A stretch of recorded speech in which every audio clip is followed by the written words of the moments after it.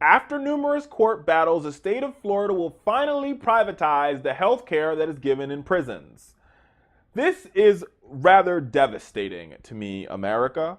There's a $230 million deal that will fire 2,000 state employees in a place for a private firm managed out of Tennessee called Corzine Incorporated to manage prison health care for all the state's prisons in the state of Florida.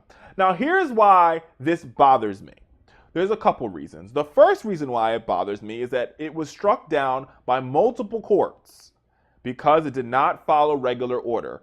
In a nutshell, this governor was trying to do everything to ram this through. He didn't want one to follow regular legislative order. He did not want to go through the regular channels, and the court said you have to go through regular order. But finally, one of his court buddies gave him a pass, and starting next week, the state will privatize all of its health care. Now, this particular company that they're utilizing is horrible.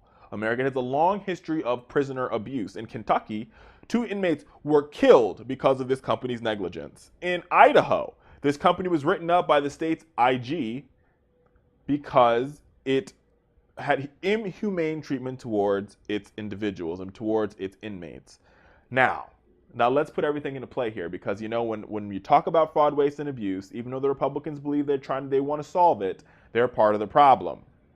This particular company, Corzine Incorporated, gave $100,000 to Rick Scott's reelection campaign.